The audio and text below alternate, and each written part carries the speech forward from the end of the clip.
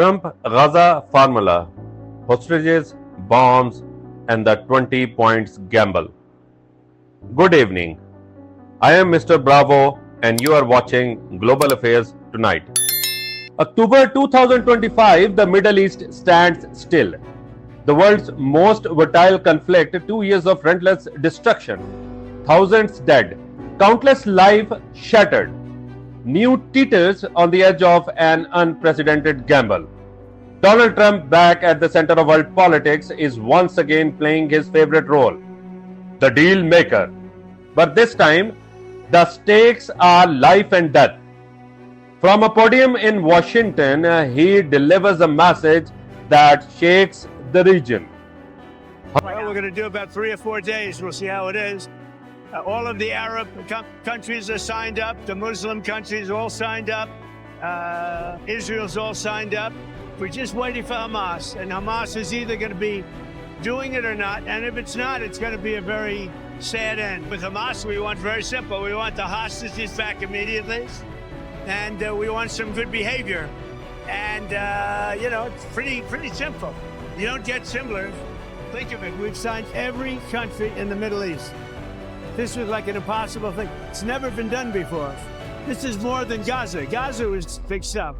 But Gaza is a piece of it. Hamas has 72 hours to release every Israeli hostage. If not, Gaza will be erased from the map. It's a declaration that electrifies some and terrifies others. For Trump supporters, it's a tough leadership they believe the world needs. For his critiques, it's reckless brinksmanship that could ignite a wider war. What follows is a story of high stakes, diplomacy, impossible demands, and a region desperate hope for peace, or at least for survival. Is this the plan that ends decades of bloodshed, or is it the match that could set the Middle East ablaze once more? It began with Hamas' devastating attack on October 7, 2023, a moment that stunned Israel and shocked the region. Militants stormed across the border, killing over 1,000 and seizing dozens of hostages.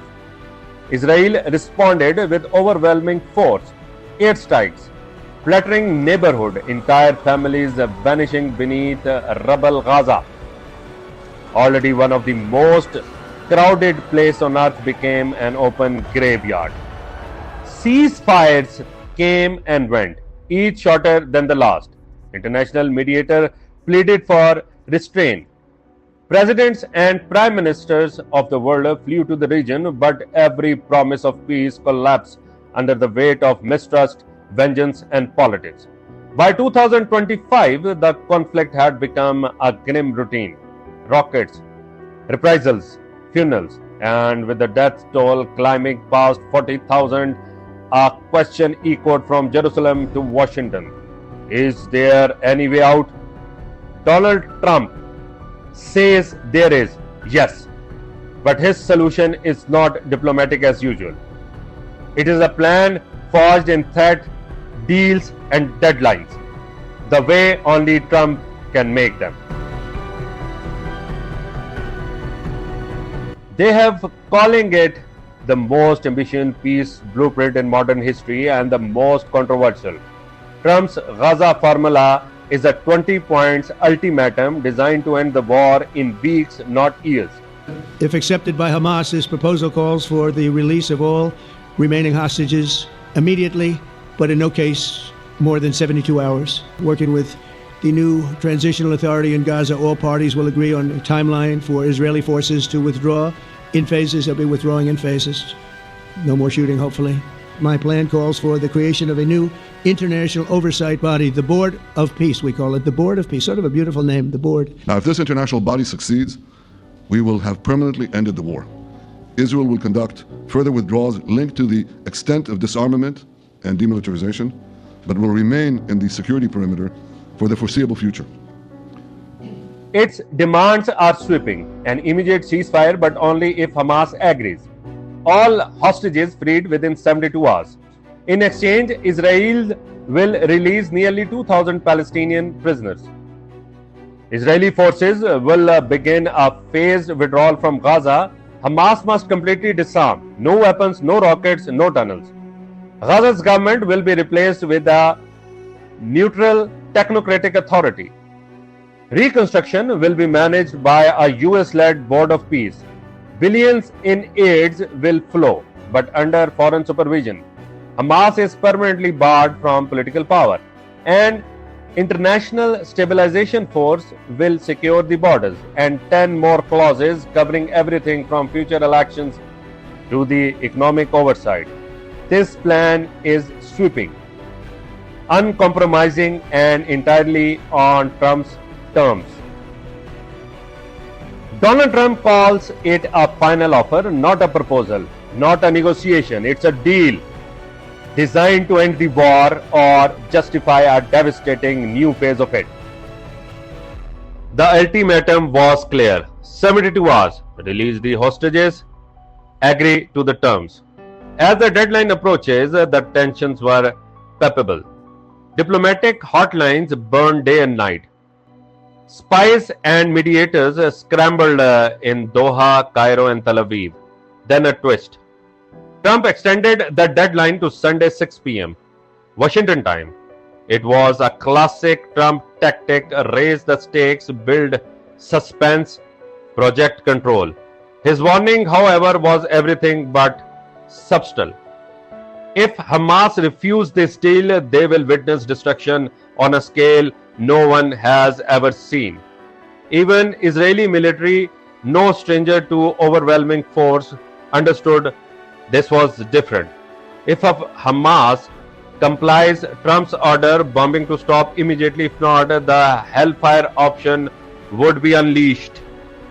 Hamas did not reject the plan outright, but their answer was layered, strategic, and definite. So I just want to let you know that this is a very special day, maybe unprecedented in many ways. It is unprecedented, but thank you all, and thank you all to those great countries that helped. We were given a tremendous amount of help. Everybody was unified in wanting this war to end and seeing peace in the Middle East, and we're very close to achieving that. Thank you all, and everybody will be treated fairly. They agreed in principle to release the hostages.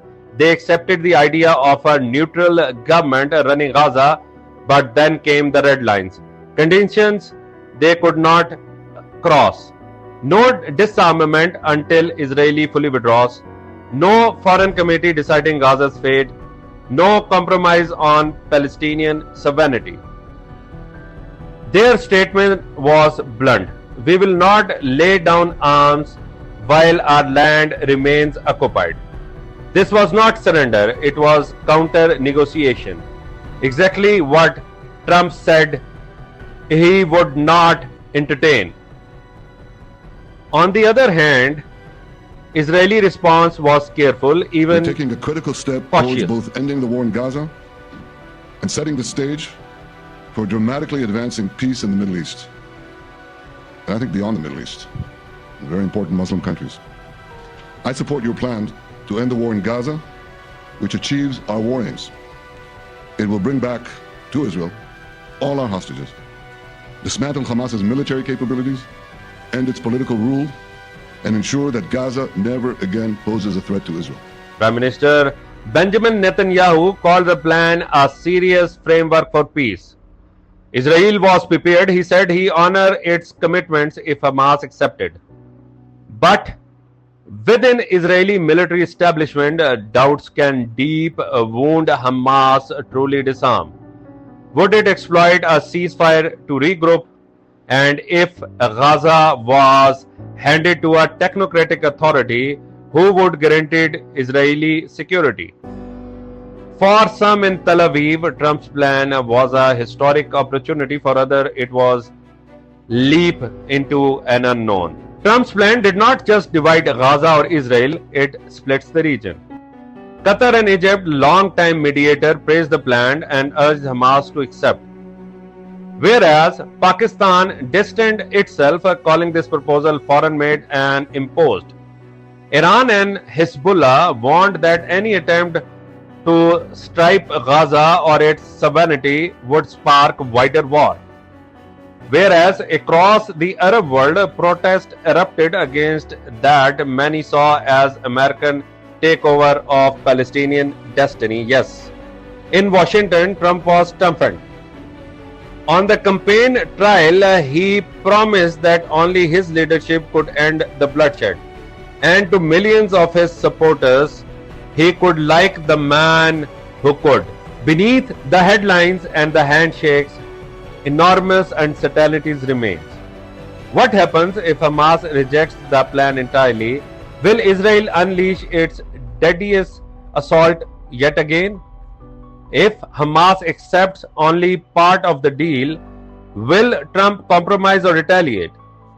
Who will enforce disarmament in the city built on resistance? Can foreign peacekeepers protect civilians, or will they become targets? And will billions in aid rebuild Gaza or turn into a dependent protectorate? Every answer leads to more questions, and each question carries the weight of life and death. Stay engaged, stay tuned, and stay awake. Tonight, Gaza stands at the edge of a defining moment.